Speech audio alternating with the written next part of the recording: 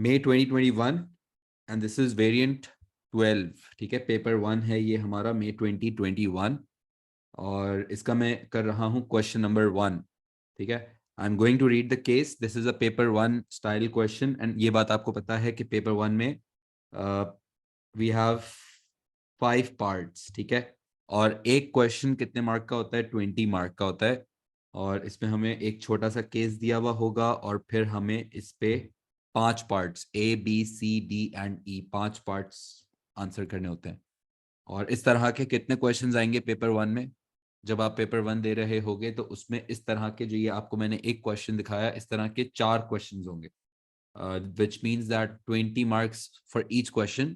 So we will have 4 questions. This means कि paper 1 will be of 80 marks. ठीक है, और पेपर 1 का टाइम जो आपको अलाउड होगा वो होगा 90 minutes, which means 1 hour 30 minutes का टाइम अलाउड है ना आपके पास, and you have to do 4 questions, which means के 90 मिनट्स में आपको 4 सवाल अटेम्प्ट करने हैं, 4 questions। तो एक क्वेश्चन के लिए आइडियली कितना टाइम अवेलेबल होगा? यानी अगर 90 मिनट्स में मुझे 4 क्वेश्चंस करने हैं, for each question if I divide this by 4, तो बेसिकली हर क्वेश्चन अटेम्प्ट करने के लिए आइडियली मेरे पास 22.5 मिनट्स हैं। ठीक है, अटेम्प्ट करने के, जिसमें मैंने केस भी रीड कर लेना है और लिख भी लेना है। याद रखना, एग्जाम में स्पीड भी बहुत मैटर करती है, बिकॉज अगर आप लिख रहे अच्छा हो लेकिन अगर आप बहुत स्लो स्लो लिख रहे हो और अगर आप टाइम इक्वली डिवाइड नहीं कर रहे हो, लेट्स से कुछ स्टूडेंट्स होते हैं जो पहला क्वेश्चन अटेम्प्ट करते हैं तो बड़े आराम आराम से स्लो स्लो चिलिंग में करते हैं, लेकिन फिर जैसे जैसे क्वेश्चन 1 अटेम्प्ट होता जाता है, 2 हो जाता है और देखते हैं कि भाई टाइम शॉर्ट है, फिर वो रेस लगाना शुरू कर देते हैं। That's not the right strategy. आपको शुरू से ही पता होना चाहिए कि भाई एक क्वेश्चन के लिए एग्जैक्टली 22.5 नहीं, हम थोड़ा सा बफर रख के 20 to 21 minutes max for each question. For let's say question number 1, the maximum time that I can allow is 20 to 21 minutes with like everything attempt हो जाना चाहिए। ऐसा नहीं करूं कि मैं पहले क्वेश्चन में 30 मिनट्स लगा रहा हूँ, सेकंड क्वेश्चन में फिर 28 मिनट्स लगा रहा हूँ और फिर थर्ड और फोर्थ क्वेश्चन के लिए इक्वल टाइम नहीं छोड़ा और अब मैंने स्पीड में आंसर खराब कर दिया। समझ रहे हो? तो that's not the right strategy. I have to go on an average speed of like 20 to 21 minutes per question। समझ आ गया? और केस बहुत तरीके से पढ़ते हैं और केस हमें ऐसे रीड करना है कि मतलब हम केस सिर्फ समझ नहीं रहे, we can visualise, we can actually feel what the business is about. आप यूं समझोगे कि ये आपको रियल लाइफ बिजनेस की स्टोरी सुना रहा है, because obviously we are surrounded by lot of businesses ना। तो जब आप केस पढ़ भी रहे हो तो उस केस को पढ़ते हुए आपको ये नहीं सोचना कि ये मैं एग्जाम फिक्शन बेस्ड पढ़ रहा हूँ। सोचना ये है कि ये रियल लाइफ स्टोरी है जो आपको सुना रहा है और अब आपसे वो पूछ रहा है कि यार इसको इस क्वेश्चन का जवाब दो मुझे। सही है? अच्छा, question number 1। Pamela is a sole trader. She started her successful photography business 30 years ago. Photography business है, ठीक है? 30 years she is operating since 30 years, okay, as a sole trader। sole trader का मतलब भी आपको पता है। She specializes in taking pictures of people and places for use in posters, calendars and fashion magazines। ठीक है भाई, कोई फोटोग्राफर है और क्या करती है ये? कुछ लोगों की और जगहों की तस्वीरें खींचती है for posters, calendars and fashion magazines. ठीक है, it is a niche market। we know what niche market is, right? there is a mass market and there is a niche market। niche market क्या होता है कि जहां पे हम बहुत स्पेसिफिक ऑडियंस को टारगेट कर रहे होते हैं for a very specific need of a very specific market segment. सही है, छोटी मार्केट साइज होता है इसका। Pamela uses cost plus pricing. Cost plus pricing का मतलब क्या होता है? सिर्फ मैं इसका मतलब पहले आपको बता दूं। कॉस्ट प्लस प्राइसिंग का मतलब ये होता है कि जो मुझे अब, जैसे फॉर एग्जाम्पल जैसे टी शर्ट है ना, जो मैंने टी शर्ट पहना हुआ है, लेट्स से अगर मेरा, सिर्फ सुन लो एक सेकंड कि कॉस्ट प्लस प्राइसिंग होता क्या है ताकि फिर आगे क्वेश्चन समझ आए। लेट्स से अगर मेरा टी शर्ट्स का बिजनेस है और मैं एक टी शर्ट खुद परचेज, मेरा बिजनेस है, एक टी शर्ट में परचेज करता हूँ 2000 का। ठीक है, एक परचेज करता हूँ, कोई अच्छी हाई क्वालिटी टी शर्ट है लेट्स से, और मैं चाहता हूँ कि यार ये जो मैंने खरीदा है ना, इस पे मैं अपना प्रॉफिट रखूं एटलीस्ट 30%। मैं इस कॉस्ट का 30% प्रॉफिट रखना चाहता हूँ, तो बताओ how much profit will I be keeping, how much profit, let's say if I want to make 30% of 2000 rupees, जो मेरी कॉस्ट है, तो मैं कितना प्रॉफिट रखना चाह रहा हूँ? 600। ठीक है, I am planning to keep 600 rupees of profit on every T shirt that I will sell. सही है, तो कितने का सेल करना पड़ेगा? तो नाउ आई विल बी, 2000 की कॉस्ट है और 600 रुपए में प्रॉफिट रखना चाहता हूँ। Now I will be selling this T shirt for 2600 rupees. मैंने उसका जो टैग है, प्राइस टैग, उस पर 2600 रुपीज प्रिंट करवा दिया। क्यों? क्योंकि 2000 तो मेरी कॉस्ट थी and I want to make 600 rupees on it, so I have to sell it for 2600 rupees. और ये जो 2600 है ना, इस 2600 को इस 2600 को हम कहते हैं cost plus pricing. When you add your desired profit markup on the cost, जितना आपको प्रॉफिट रखना है आपने रखा, ऐड किया और प्राइस सेट कर दी, इसको कहते हैं कॉस्ट प्लस प्राइसिंग। तो ये भी जो है ना पामिला, ये भी कॉस्ट प्लस प्राइसिंग यूज करती है। इसका मतलब जो उसकी खुद की कॉस्ट आती होगी, जो फोटोग्राफी के अंदर लेट्स से उसकी सर्विस कॉस्ट होगी या कोई इक्विपमेंट रिलेटेड कुछ डिप्रिसिएशन होगी, कुछ ना कुछ तो कॉस्ट होगी इसकी।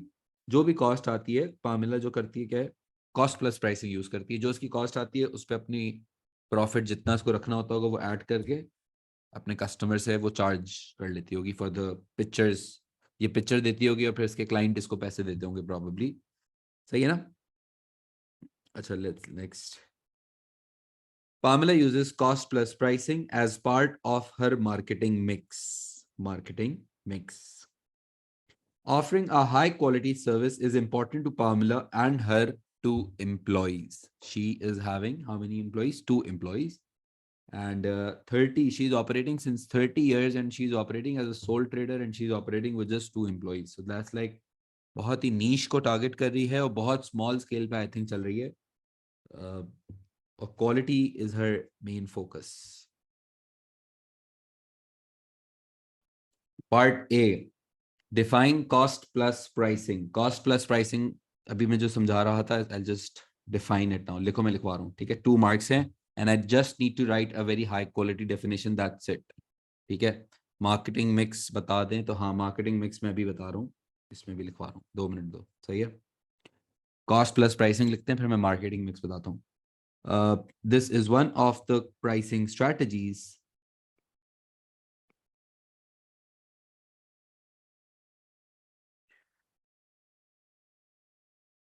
This is one of the pricing strategies. This is one of the pricing strategies where a business adds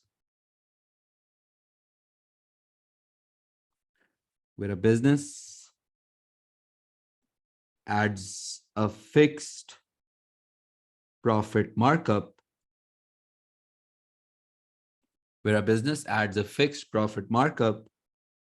on their cost in order to determine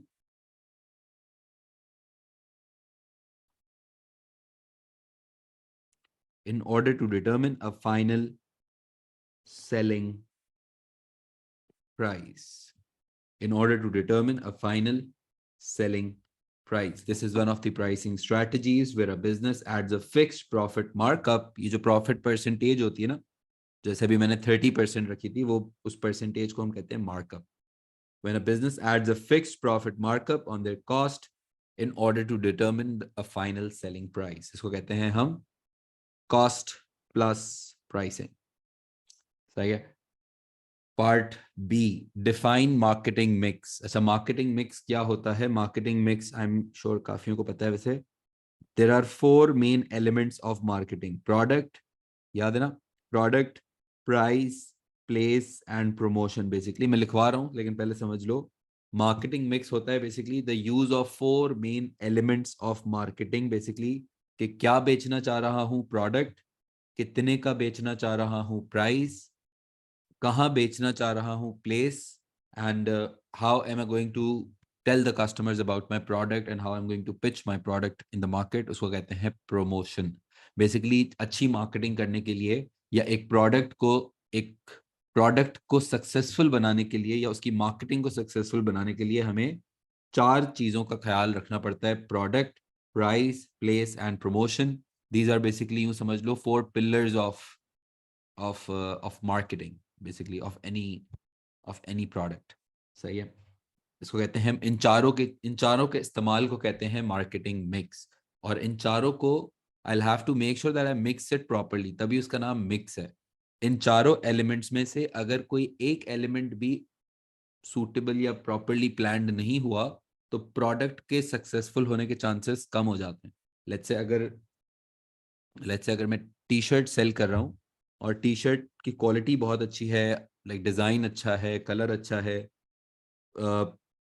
price भी अच्छी रखी है, कॉम्पिटिटिव प्राइस है, बहुत ओवरली प्राइस्ड भी नहीं है, अच्छे से प्रमोट भी किया, लेकिन मसला यह है कि कस्टमर जब खरीदने जाता है तो वो दुकान पे अवेलेबल ही नहीं होती, या कोई शॉर्ट होती है, या उसको साइज नहीं मिलते, मतलब it's not properly distributed.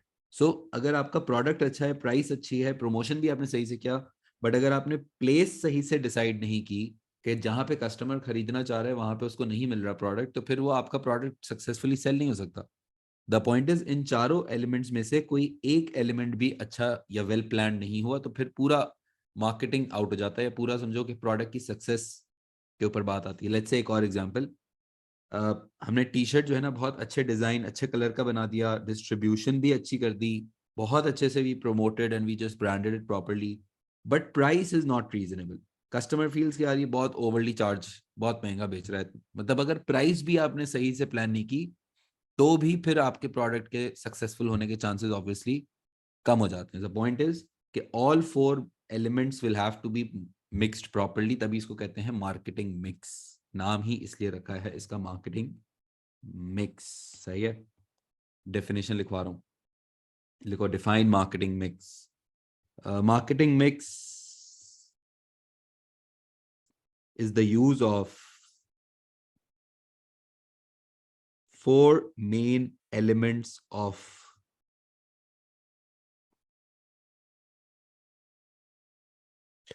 marketing mix is the use of 4 main elements of marketing, that is the product, price, place, and promotion. Marketing mix is the use of 4 main elements of marketing, that is the product, price, place, and promotion, in order to ensure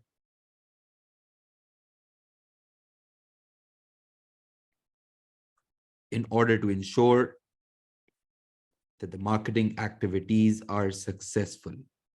In order to ensure that the marketing activities are successful. In order to ensure that the marketing activities are successful. सही है. अभी तो मैं खैर आपको बहुत अच्छी अच्छी डेफिनेशंस लिखवा रहा हूँ, आई एम श्योर, लेकिन सीन ये है कि मैं इसलिए इतनी अच्छी लिखवा रहा होता हूँ कि फिर आप भी उस तरह से एटलीस्ट एग्जैक्ट, अगर word to word definition match ना हो तो भी मसला नहीं होता, लेकिन जो की वर्ड्स होते हैं ना, एलिमेंट्स, मार्केटिंग एक्टिविटीज, ये जो की वर्ड्स होते हैं डेफिनेशन में, वो एग्जामिनर को चाहिए. जैसे प्रोडक्ट, प्राइस, प्लेस, ये जो की वर्ड्स होते हैं ना, एग्जामिनर मेनली डेफिनेशन में वो की वर्ड्स ढूंढ रहा होता है कि क्या इस स्टूडेंट को इस टर्मिनोलॉजी से रिलेटेड जो कीवर्ड्स हैं वो कीवर्ड्स आते हैं, या बस वो इंग्लिश की बेसिक सी डिस्क्रिप्शन लिख रहा है. बेसिक इंग्लिश डिस्क्रिप्शन लिखने के मार्क्स नहीं है, डेफिनेशन विद कीवर्ड्स लिखने के मार्क्स हैं. अब अगर exact word to word definition याद नहीं भी है तो कोई बात नहीं, लेकिन कीवर्ड्स हमें जरूर याद होने चाहिए. या तो फिर इंग्लिश इतनी हाई क्लास हो कि आपके फिर वोकैबलरी के साथ आप, मतलब वोकैबलरी भी बहुत इंपॉर्टेंट नहीं है कि आपकी वोकैब बहुत अच्छी है और वर्ड्स आप पता नहीं out of the box English words लेकर आ रहे हैं, उसके मार्क्स नहीं है, इंग्लिश का एग्जाम नहीं है, बट बिजनेस टर्मिनोलॉजीज का यूज करना जरूरी है. बिजनेस टर्मिनोलॉजीज होती हैं जैसे marketing activities, 4 P's, elements of marketing, ये बिजनेस कीवर्ड्स हैं. अगर आप सोचो तो ये इंग्लिश लैंग्वेज तो है, बट मेनली बिजनेस के लिए ही, ये बिजनेस के लिए ही इस्तेमाल किए जाते हैं. डॉक्टर नहीं बोलेगा कि 4 P's ऑफ मार्केटिंग, समझ आए, यानी कि बिजनेस की फील्ड के टर्म्स होते हैं जो, समझ गए मेरे ख्याल से. पार्ट सी देखो, part C, outline 2 reasons why offering a high quality service might be important for Pamela's business. Tell me, अब आप लोग बताओ मुझे Outline 2 reasons why offering a high quality service might be important to Pamela's business. Tell me, क्यों हमें quality देना जरूरी है अपने कस्टमर को? तुम लोग बताओगे मुझे पॉइंट्स, और सबकी तरफ से अच्छे आंसर्स आने चाहिए. आई वांट रिस्पॉन्सेज, ताकि आप अपना ब्रांड इमेज मेंटेन रख सको. गुड. और बताओ. I want good points to retain the brand image, जो कि 30 they are two very good point, they are maintaining it since 30 years, ताकि आप कस्टमर लॉयल्टी मेंटेन कर सको. और नीश मार्केट में काम कर रही है तो कस्टमर्स उसकी लॉयल्टी का बड़ा एक कनेक्ट कर सकते हैं. कस्टमर सेटिस्फैक्शन इंश्योर हो, ताकि कस्टमर कंप्लेन्स ना लेकर आए.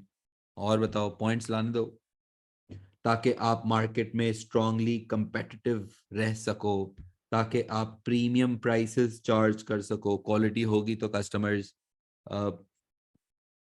ज़्यादा पैसे भी शायद फिर देना चाहेंगे, because they are satisfied with the product and they might be willing to pay. ताकि आप सेल्स बढ़ा सको, ताकि आप नए कस्टमर्स अट्रैक्ट कर सको. क्वालिटी होगी, वो रेफरल्स अच्छे होंगे, कस्टमर जो है वो फिर दूसरों को रेकमेंड करेंगे, तो अल्टीमेटली उसकी सेल्स बढ़ेगी. है ना? समझ आ गया? तो दैट्स वाई. अब इतने सारे पॉइंट्स तो मैंने सोच लिए, सिर्फ मैं सोच रहा हूँ एग्जाम में इतने सारे हमें नहीं लिखने. हमें लिखने हैं 2, और वो भी अगर आप देखो तो 4 मार्क्स है हमारे पास. And we know that we have to make sure that we apply to the case. We have to make sure कि हम सिर्फ जनरल आंसर ना लिख दें.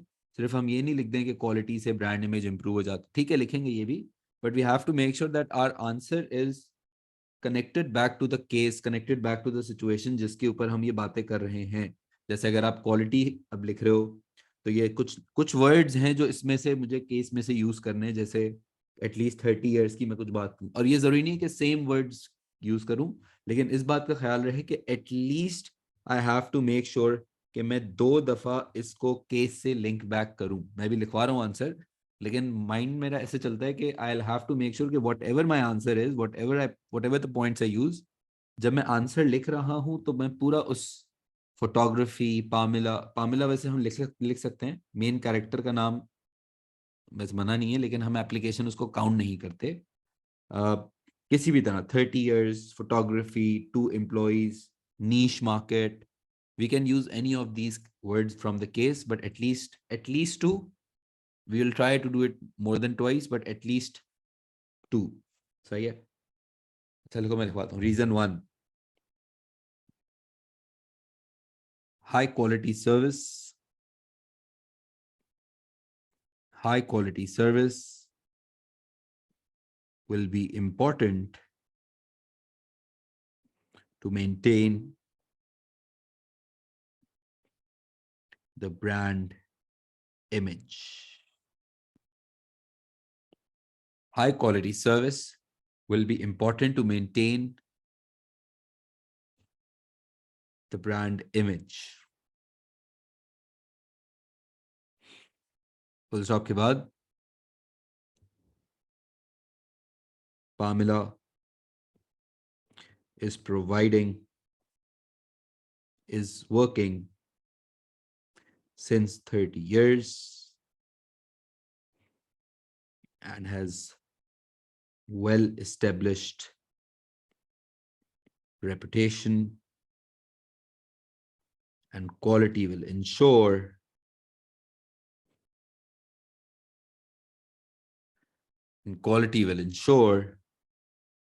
that she continues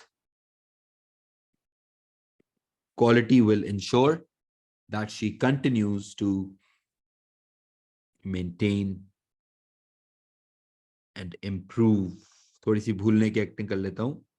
And improve, that she continues to maintain and improve this image.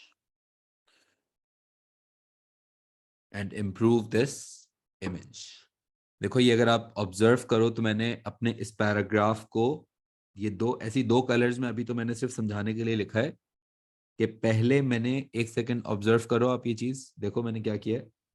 वैसे तो आप obviously 2 colour से, मैं सिर्फ समझाने के लिए लिख रहा हूं, लेकिन वो ये कि मैंने पॉइंट अपना स्टेट किया. High quality service will B, सुनना ये बहुत गौर से, ये ज्यादा इंपॉर्टेंट है कि आपको लिखने की टेक्निक पता हो. लिख तो आप जाहिर है as it is same answer नहीं लिखना है, लिखोगे तो आप अपने ही आंसर ना, तो सोचो कि लिखते कैसे हैं सर, ये शुरू कैसे कर रहे हैं, सर ने क्या किया ऐसा 2 लाइंस, और किस तरह से हुई, ये समझे, उसकी टेक्निक्स को आप मेन ग्रिप किया करो। High quality service will be important to maintain the brand image, ये मैंने अपना पॉइंट कर दिया स्टेट, कि भाई इसलिए इंपॉर्टेंट होगा ताकि वो ब्रांड इमेज मेंटेन रहे। फिर मैंने बताया कि वो 30 साल से काम कर रही है एंड उसका अच्छा खासा नाम है। समझ आ रहा है, मैं डायरेक्ट करेक्टर में एंटर नहीं हो गया हूँ, पहले मैं अपना पॉइंट लिखता हूँ, स्टेट करता हूँ, और फिर आगे बात करता हूँ।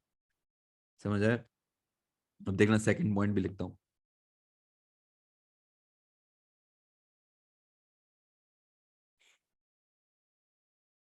High quality,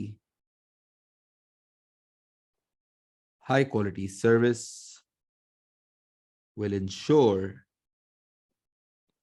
that the customers purchasing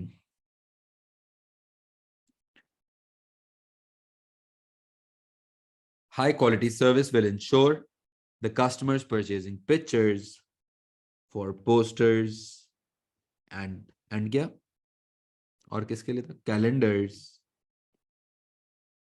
High quality service will ensure that the customers purchasing pictures for posters and calendars stay loyal. Stay loyal as she is operating in niche market. The customers might stay very loyal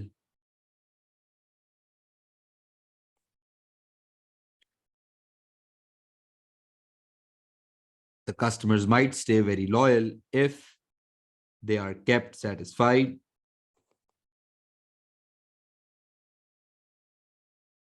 if they are kept satisfied with good quality.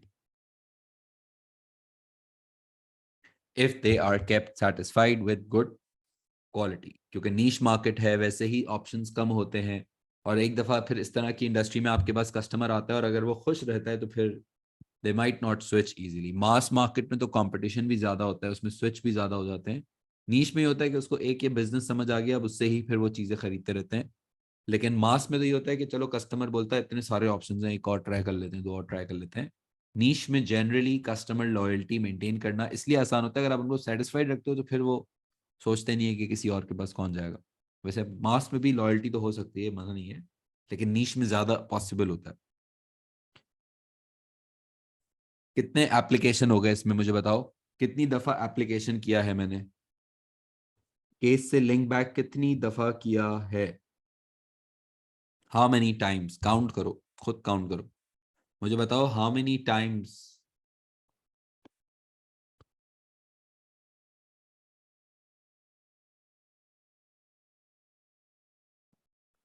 देखो इसमें मैंने कितने किए, मैं देखूं, ये आ गया 30 years, फिर has a well established reputation and, सही है। फिर और क्या, पामेला तो काउंट नहीं करूंगा ना, पामेला तो मेन कैरेक्टर का नाम है, तो मेन कैरेक्टर का नाम एप्लीकेशन काउंट नहीं होता, सही है। वैसे ये वेल स्टेब्लिश्ड रेपुटेशन भी हो सकता है, काफी है, लेकिन चलो अगर ना भी करें इसको हम, posters and calendars, niche market, सही है, तो आई थिंक ये 3 है, 3, सही है। चौथा क्या है?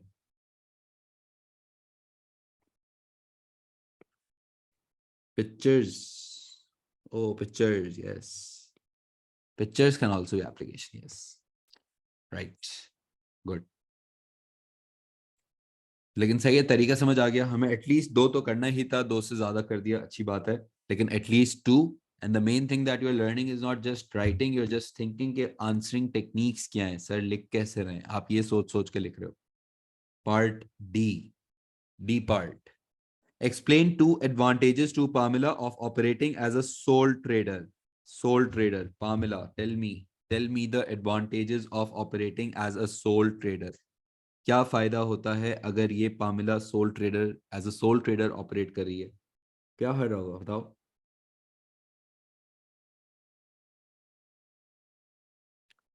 Tell me points. Can keep all the profits good. और बताओ भाई और पॉइंट्स। और क्या फायदा होता है as a if you are operating as a sole trader. Tell me.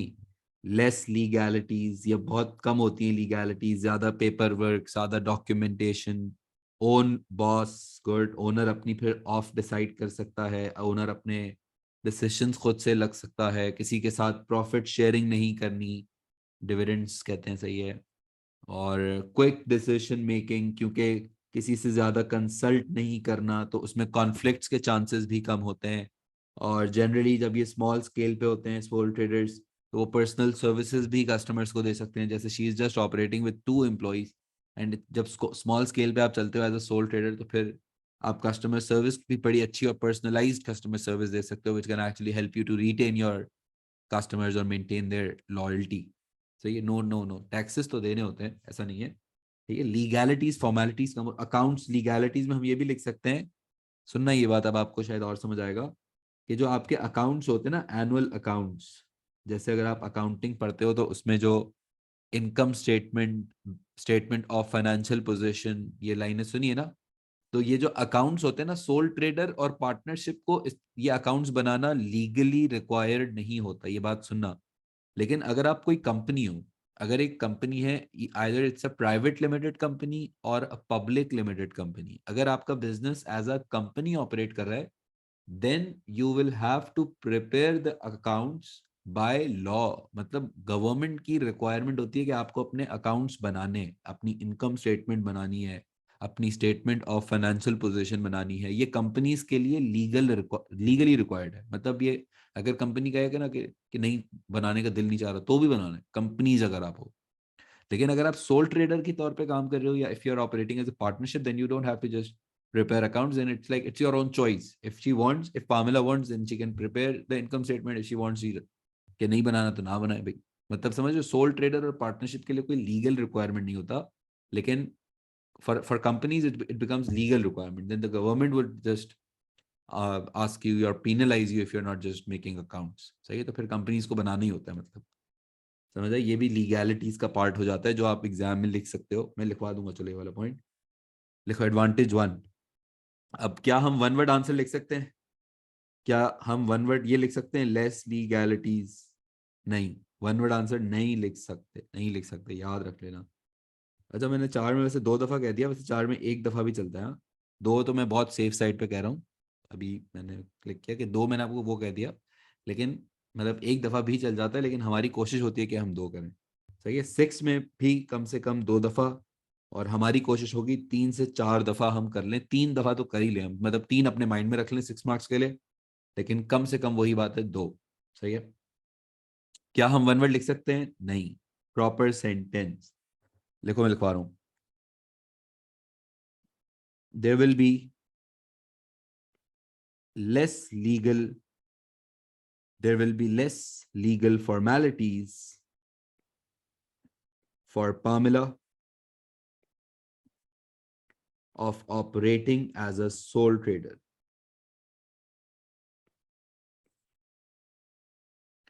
There will be less legal formalities for Pamela of operating as a sole trader.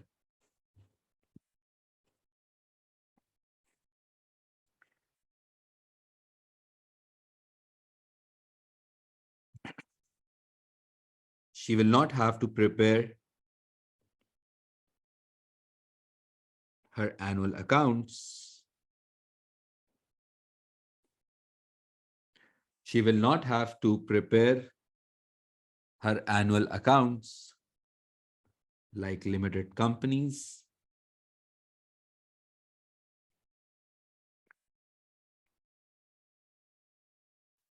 She will not have to prepare her annual accounts like limited companies, and this will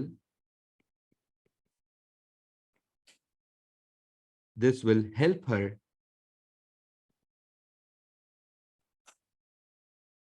This will help her to maintain. This will help her to maintain privacy of her financial details, या of her privacy, या एक और, sorry थोड़ा सा change, maintain financial privacy of her photography business, and this will help her to maintain financial privacy of her photography business and can operate with less workload, क्योंकि काम बहुत significantly कम हो जाता है, क्योंकि प्रैक्टिकली जब आप income statement and statement of financial positions, फिर proper double entries, proper transaction, सब कुछ करना पड़ता है। क्योंकि अगर आप सोल ट्रेडर हो ना, तो फिर तो आप एक बेसिक एक्सेल शीट और बेसिक वर्ड शीट और बेसिक रजिस्टर, अगर बहुत ही ओल्ड स्कूल है तो फिर, लेकिन बहुत आसान, मतलब जिस तरह से आपका दिल चाह रहा है आपने हिसाब रख लिया। लेकिन फिर कंपनीज में तो डबल एंट्रीज होंगी और टी अकाउंट्स होंगे और फिर ट्रायल बैलेंस और फिर ये सब चीजें फिर बहुत टाइम भी लेती हैं, और उसके लिए फिर आपको ज्यादा लोग भी चाहिए होते हैं। ऑब्वियसली फिर आप हर काम खुद तो नहीं कर सकते ना। अब अगर पामला बोले मैं ही अकाउंट्स भी बनाऊं, मैं ही सब कुछ करूं, तो ऐसा नहीं हो सकता। देन फिर प्रॉब्ली एक फोटोग्राफर का फिर वो क्वालिटी खराब होगी, जाहिर है आप उस पर कम टाइम दोगे। सही है। And can operate with less workload as she is operating with 2 employees. As she is operating with 2 employees. अच्छा, एडवांटेज 2 लिखवा रहा हूं, सही, थोड़ी स्पीड बढ़ा रहा हूं।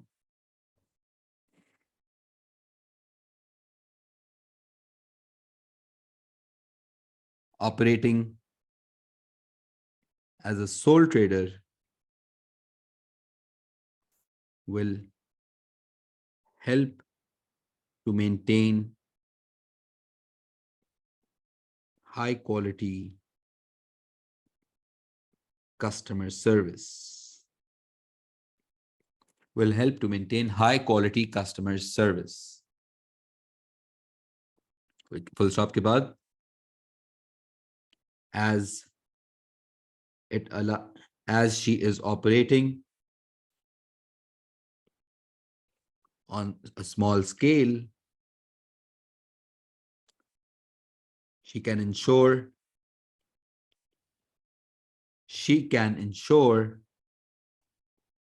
that the customers and their requirements and their, जो भी इनकी पिक्चर की रिक्वायरमेंट्स ये भी लिख सकते हैं, and their picture requirements are properly satisfied, and this will help her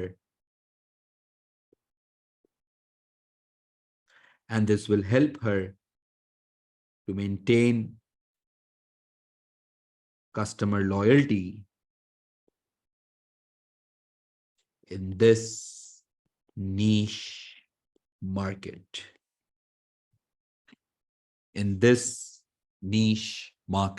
सही है। वैसे थोड़ा सा ये ऊपर वाला पॉइंट थोड़ा सा रिपीटेड वाला फील आ रहा है, लेकिन खैर है, चलो समझ आ गया मेरे ख्याल से।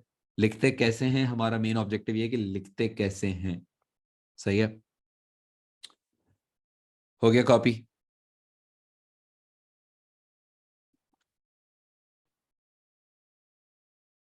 Part E. Do you think operating in a niche market will help a small business? Do you think operating in a niche market will help a small business have a better chance of success than operating in a mass market? Justify your answer. Do you think operating in a niche market will help a small business have a better chance of success than operating in a mass market? अब देखो इस question के अंदर ज्यादा मेरे ख्याल से इसने पामेला की बात की नहीं है। ये तो पता नहीं क्यों ऐसे ऐसा किया, वरना इतना जनरल क्वेश्चन कम आता है। हम कोशिश कर लेंगे फिर भी हम पामेला की थोड़ी बहुत बात तो कर लें, लेकिन सवाल ये है मेनली किसकी तरफ टारगेटेड है। इस वर्ड को ना भूलें, स्मॉल बिजनेस। हाँ, द पॉइंट इज के हम ये ना सोचें कि हम, ठीक है, we are talking about niche market, but we can not just forget that this question is specifically asking for small businesses. If your answer is not focused on small businesses, then general आपने लिख दिया और कोई small business, क्योंकि देखो ना, small scale business और large scale business के सोचने का तरीका ही अलग होगा ऑब्वियसली। तो the more specific I can make my answer to this small business wala context, the better quality it will be. सही है। सो क्या कहना चाह रहा है ये? Do you think that operating in a niche market will help a small business have a better chance of success than operating in a mass market? तो question ये है कि बेसिकली अगर एक स्मॉल स्केल बिजनेस है तो इसके लिए नीश मार्केट में सक्सेसफुल होना ज्यादा बेहतर चांस होता है उनका, they'll get better chance of being successful in a niche market rather than if they would have been operating in the mass market. तो अब इसके हम 6 मार्क है, तो ये बात हमें पता है कि हम सिर्फ वन साइडेड आंसर नहीं लिखते, we have to make sure that we are writing a two sided answer. So we can just write something in favour, we can write something against this statement, and then we will have to give our opinion, we have to give our clear opinion, and then we have to justify that opinion. That's how we get 6 marks on this. तो अब अगर मुझे favour में बात करनी है तो मैं कहूँगा कि बताओ क्या पॉइंट्स होंगे फेवर में कि हाँ नीश मार्केट में सक्सेसफुल होने के चांसेस ज्यादा होते हैं, कैसे? वाह, फेवर में क्या लिखूं इसमें मैं? फेवर में ये बात हो सकती है कि कस्टमर लॉयल्टी, क्योंकि कंपटीशन कम होता है, ये बहुत अच्छा पॉइंट है कि नीश मार्केट में सक्सेसफुल होने के चांसेस ज्यादा इसलिए होते हैं आई थिंक क्योंकि वहां पे ना कंपटीशन कम होता है. There are less number of businesses in a niche market generally because क्योंकि मार्केट साइज कम होता है, कस्टमर्स कम होते हैं नीश मार्केट्स में. नीश मार्केट्स मतलब अगर मैं ऐसी ऑडियंस को टारगेट करूं जो बहुत ज्यादा, यानी कि पोस्टर्स और कैलेंडर्स के लिए पिक्चर्स खरीदने वाले लोग इतने ज्यादा तो नहीं होंगे. So the point is कि there are limited number of customers. So if there are limited number of customers तो competition कम होता है. जब competition कम होता है तो फिर वहां पे उस मार्केट में चलना आसान हो जाता है. सही है. जबकि मास मार्केट्स जो होती हैं जनरली उसमें कंपटीशन ज्यादा होता है क्योंकि जब नंबर ऑफ कस्टमर्स ज्यादा होते हैं तो फिर लोग भी ज्यादा बिजनेसमैन वहां पे इन्वेस्ट करते हैं क्योंकि वहां पे पोटेंशियल ज्यादा होते हैं मास में. तो नीश में एक फायदा, हाँ सक्सेसफुल होने के चांसेस ज्यादा इसलिए होते हैं probably because competition level is low. And against में प्रीमियम प्राइसेस के बारे में भी लिख सकते हैं, वैसे अच्छा पॉइंट है ये भी. ठीक है, लेकिन और क्या इसमें अगेंस्ट में क्या लिखूं कि अगर आप नीश मार्केट में चलते हो तो उसमें इसके अगेंस्ट भी लिख सकता हूँ कि नहीं यार नीश में भी चलना आसान नहीं होता, नीश में भी चलना मुश्किल होता है क्योंकि उसमें इतना ज्यादा फिर सेल्स पोटेंशियल नहीं होता. इस पॉइंट को कहते हैं गुड पॉइंट, इसको कहते हैं सेल्स पोटेंशियल नहीं होता क्योंकि लिमिटेड नंबर ऑफ कस्टमर्स हैं. तो वहां पे आगे बढ़ना या ग्रो करना या सेल्स को मैक्सिमाइज करना थोड़ा मुश्किल, क्योंकि नए जब नंबर ऑफ कस्टमर्स ही कम है तो फिर मैं बेचूं किसको बेसिकली. नीश में फिर सेल्स पोटेंशियल कम होता है as compare to mass market, तो बहुत ज्यादा सक्सेसफुल होने के चांसेस फिर मुश्किल भी होते हैं. Rather if the small business would have been operating in the mass market then वहां पे फिर पोटेंशियल ज्यादा होता है. समझ आ रहा है? और ओपिनियन में मुझे फिर जस्टिफाई करना होगा, क्लियर ओपिनियन देना होगा कि अ, कि मेरे हिसाब से क्या ये नीश मार्केट में सक्सेसफुल होने के चांसेस ज्यादा होते हैं या नहीं होते. तो what do you think, favour में जाना चाहिए हमें या अगेंस्ट? शुड वी राइट कि यस नीश मार्केट में सक्सेसफुल होने के चांसेस ज्यादा होते हैं, या हम कहें कि नहीं भाई मास मार्केट अच्छा होता है ज्यादा? फेवर में जाएं या अगेंस्ट में जाएं?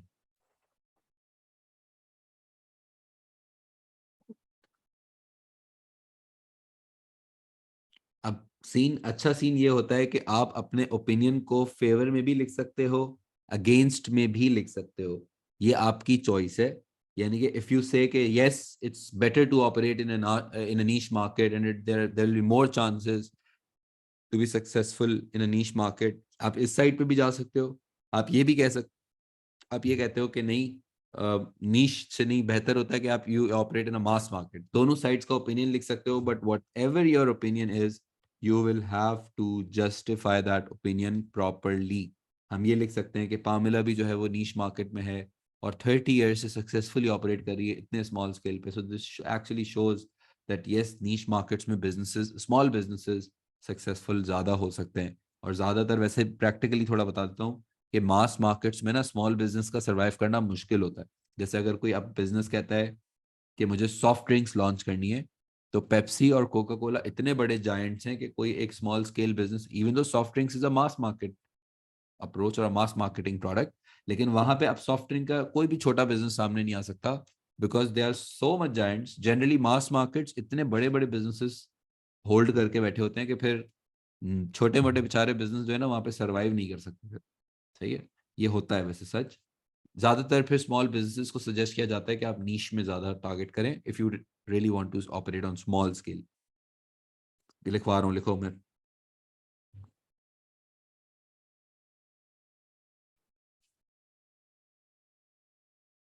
लिखना, if a small business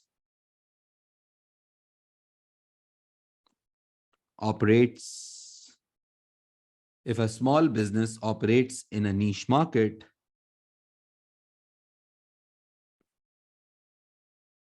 then they will have to face then they might have to face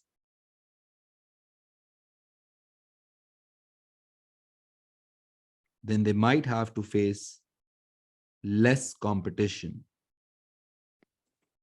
then they might have to face less competition, full stop ke baad, as the number of customers will be limited,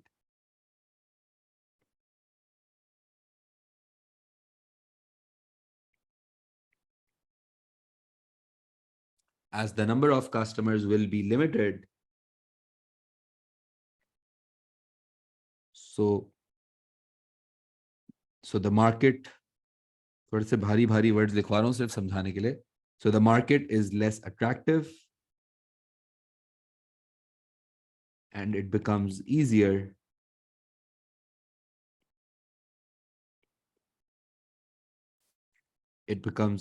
to differentiate. It will become, sorry, it will become easier for Pamela. Pamela भी लिख सकते हैं, small businesses भी लिख सकते हैं. For Pamela to differentiate her photography services. To differentiate her photography services. यानी कि जब कंपटीशन कम होता है तो आप अपने आप को डिफरेंशिएट अच्छे से कर सकते हो. However, there will be less sales potential. However, there will be less sales potential in a niche market.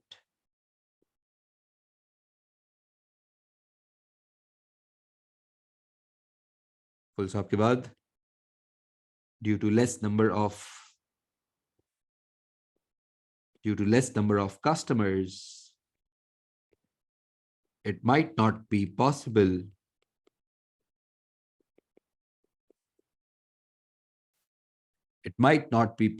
for a small business. It might not be possible for a small business to maximize sales and profits in such markets.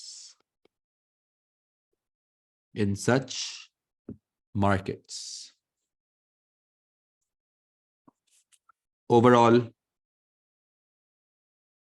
I think, अब देना है opinion. Overall, I think that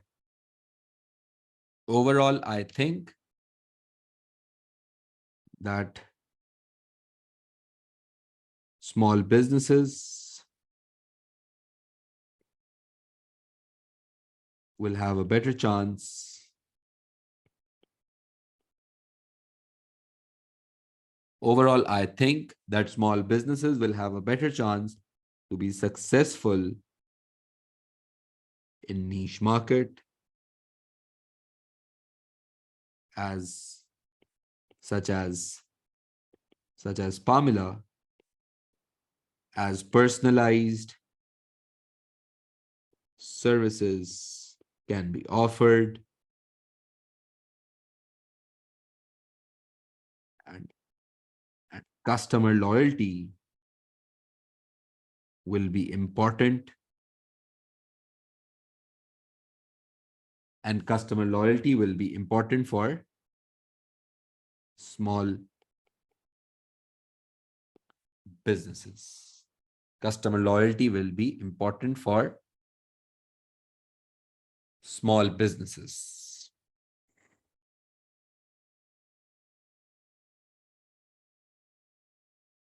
Just copy this down और copy करने के बाद आप एक दफा इस पूरे आंसर को फिर प्रॉपरली रीड जरूर करना, ठीक है? रीडिंग जरूरी होती है। कॉपी कर लो पहले and then just read the answer properly. Is it clear?